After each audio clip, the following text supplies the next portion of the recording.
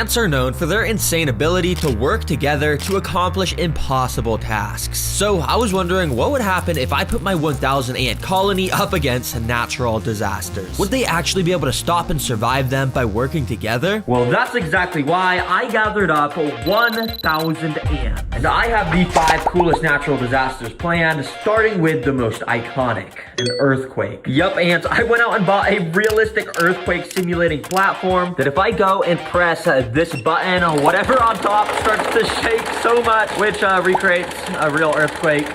Oh, dang. But what I'll actually be putting on here is this 2D ant nest and filling it up with the 1,000 ants, of course. Basically, these ants will dig out tunnels along the glass like my last ant video, but throughout that process, the earthquake machine will lightly go off to gently collapse the tunnels while the ants are digging. That way, I can show you how ants evolve to survive earthquakes in the wild, and if they pass, they move on to the more and more interesting disasters. Now, as you could probably imagine, the ants wasted no time to get to work. Ants are so tiny, and while a single ant would basically be able to make no progress whatsoever, when you have a 1,000 ants, things are done at an insanely rapid pace as workers started picking up grains of sand along the glass so each tunnel could be formed. It's so cool to see time-lapse footage of these tunnels being made because they literally dug out this entire amount of sand in only like 6 hours. So I'm wondering what's going to happen to these tunnels when I turn on this earthquake machine. Now, I started by turning it on the least powerful setting. Okay, it's shaking super slowly. Now, it's my goal to make sure not a single ant is harmed in this video. I just want to show you how insanely smart they are and how they will overcome all these disasters in the wild. But even this very light shaking was definitely felt amongst the colony. The workers along the top area immediately knew something was off and they started frantically running around, as you can see. And when we take a look down under the nest where all the tunnels are, you could see those ants were acting similarly. Ants know during earthquakes their tunnels have the chance to collapse, so all of them were being extremely careful. Very interestingly enough, in this room here, many of the ants were gathering up on the walls of the room to add an extra layer of support so it wouldn't collapse. But of course, when an earthquake happens in the wild, a part of the nest is bound to collapse, so it wasn't long until this happened. A bit of the sand here started to fall, completely blocking off this tunnel. I immediately turned off the machine to make sure the ants wouldn't be too stressed out while they had to commence a rescue mission. Because as you can see, while most of the ants were able to squeeze out, like this guy here, at least one ant was partially trapped in this collapsed tunnel. But amazingly, it looked as though one of the ants was already picking up some of the sand from the collapsed portion to clear it out. And yeah, literally so quickly, the ants excavated the entire collapsed tunnel, enough to where it was a perfectly functional area to walk through again. And funnily enough, some of the ants even started to walk in and slowly dig out the area where the sand had just collapsed from to make a new tunnel there. Wow, the ants just completed this natural disaster. They are so smart. But the natural disasters are designed to get more interesting as the video goes on. So next up,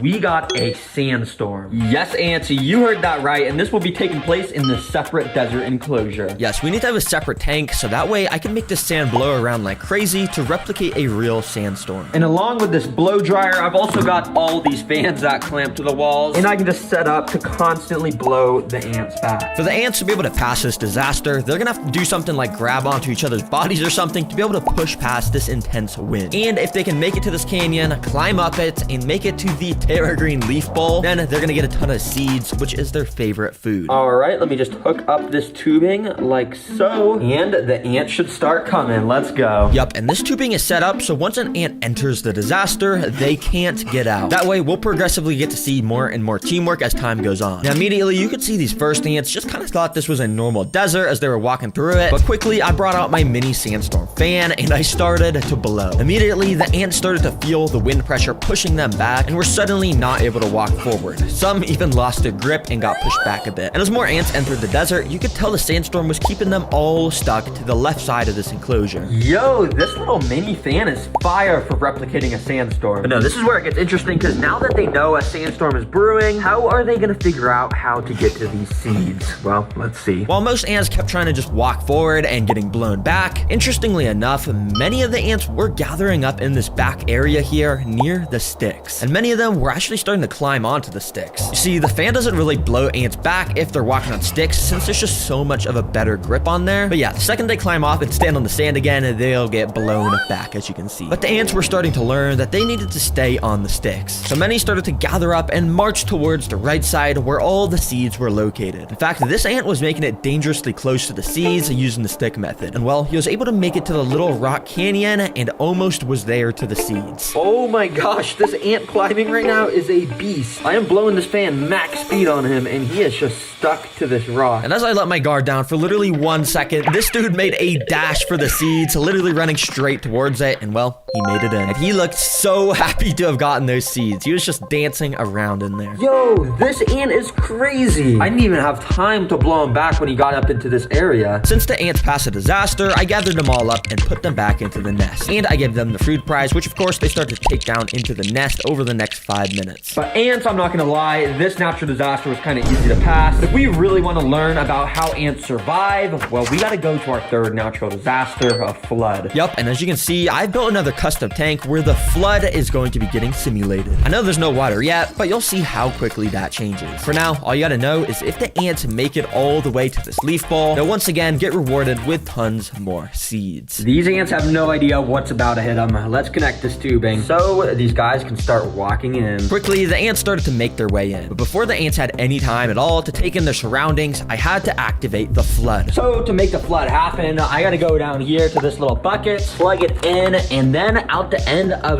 this tube. Oh yeah, water. Oh shoot, water's coming out. Okay, I just gotta carefully, move that over there. Oh, okay.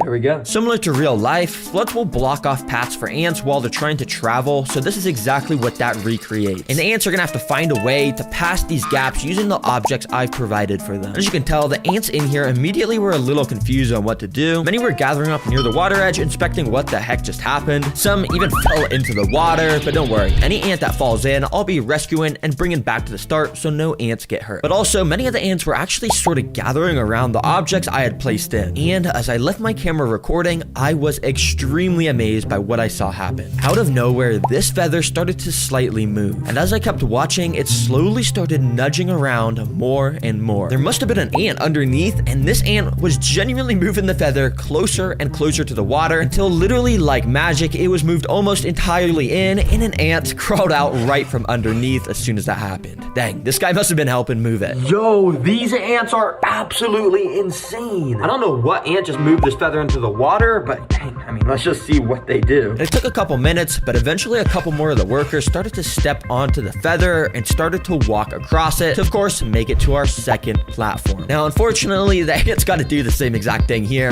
Sorry, guys, I know you already did it once, but to my surprise, the ants literally wasted no time to start gathering around these feathers and directly in the area under them. And while it took a couple hours, eventually my camera caught this same exact thing happening. The feather slowly inched towards the water until, well, it had made a bridge across almost. Let's go, ants. Now, I did help them a little bit by just moving the feather up onto this platform, but for the most part, they actually were moving those. And yep, it didn't take long till our first worker stepped onto the final platform and climbed up into the leaf dish to claim their seeds. All right, well done, little ant, and here is your guys' reward. Well, guys, if you want even better food, you're gonna have to complete this next natural disaster, which is a blizzard. And guys, this is gonna be happening in your nest. Be prepared. Yup, this blizzard will be taking place inside of the ant nest, so we could study how ants handle the cold in the wild. Now, obviously, I can't just go and dump a ton of snow on them. That would totally just freeze them all. Instead, I've actually got some ice cubes, which I'm gonna go and just plop on this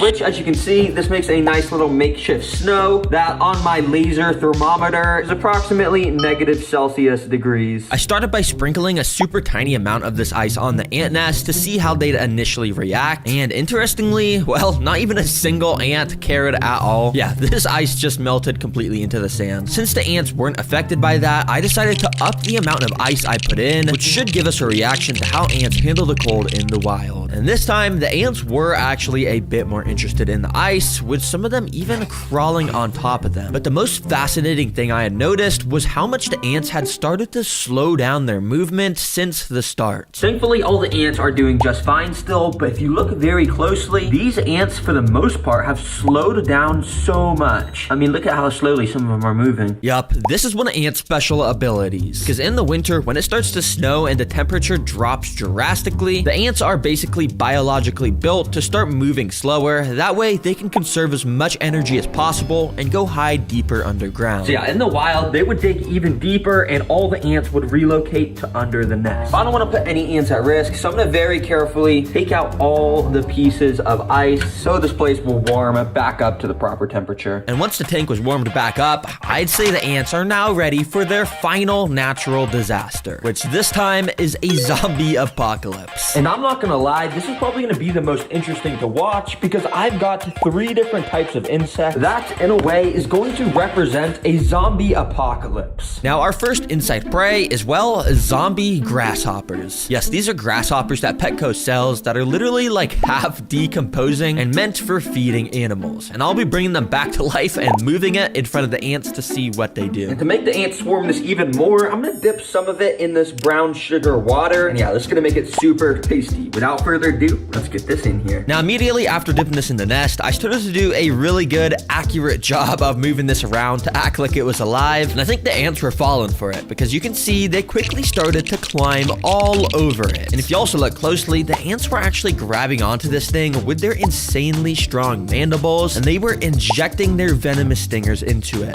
Which is kind of unnecessary. This thing is already long gone, but I guess I'm just doing such a good job moving it around that they think it's actually a real zombie grasshopper. Okay, you guys are doing a good job attacking this. I'm just gonna leave that in there for you while I get this second insect ready. And yeah, they start to absolutely devour this grasshopper. But anyways, our second insect food is this. They're called wax worms, and they're a staple food for ants because of how squishy they are. But yeah, they just look so weird. So that's why I'm putting them in the zombie apocalypse section of the video. Let's go ahead and add these guys in. I decided to put this first wax worm on top of where all the ants were still located around that grasshopper. And well, the ants almost instantly recognized the prey, and amazingly, they knew exactly what to do. And they took this dude straight down into the tunnel system where it wouldn't even stand a chance to fight back. Oh my gosh, that was like 3 seconds. And now this worm is literally nowhere to be seen. It's probably in the tunnel system. Dang, that's actually kind of impressive, ants. So I dropped the other 2 wax worms inside, and once again, one of them instantly got pulled down into the tunnel system to get eaten, and this one started to get swarmed. After the ants had a good grasp of it, they literally brought it over to these hills in the back, which eventually the worm was then brought down one of the holes on that hill. It's so cool, because if you guys didn't even realize, the ants have turned these hills at the back into an extra place for more tunnels on the back, and we can literally see the worm down under these tunnels as the ants get their protein from eating it. Wow, amazing job, ants. But our final zombie apocalypse food is flightless fruit flies. But I'm gonna be dumping so many on the ants, so it's like a proper zombie apocalypse movie with how many zombies there are, even though,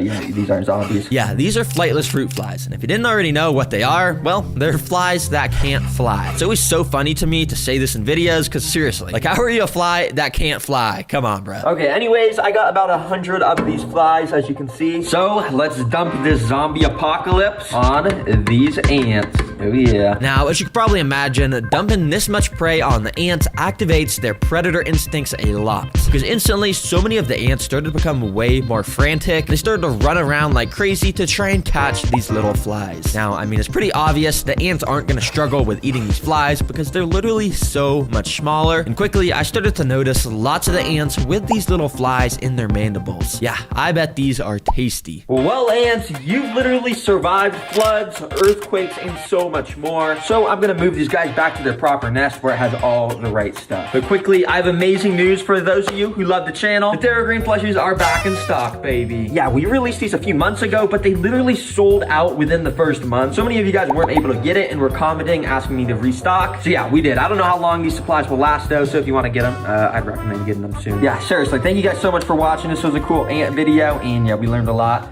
Bye.